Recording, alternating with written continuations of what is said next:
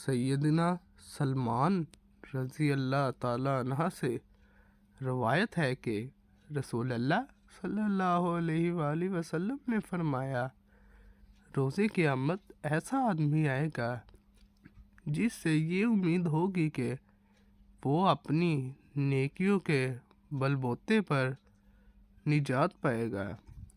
اس نے جن پر ظلم کیا ہوگا وہ آ کر ان کی نیکیاں لیتے رہیں گے حتیٰ کہ اس کی نیکیاں ختم ہو جائیں گی، لیکن پھر ایک مظلوم آ جائے گا۔ اب اس کی اپنی حسنات کو ختم ہو چکی ہیں، لہٰذا مظلوم کی برائیاں اس کے کھاتے میں ڈال دی جائیں گی۔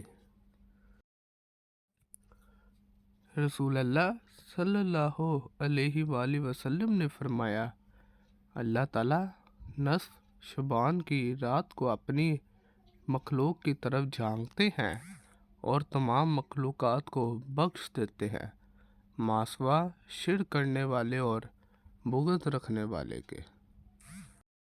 ویڈیو اچھی لگی ہو تو چینل کو سبسکرائب اور ویڈیو کو لائک ضرور کیجیے گا۔ سلامت رہے، جزاک اللہ۔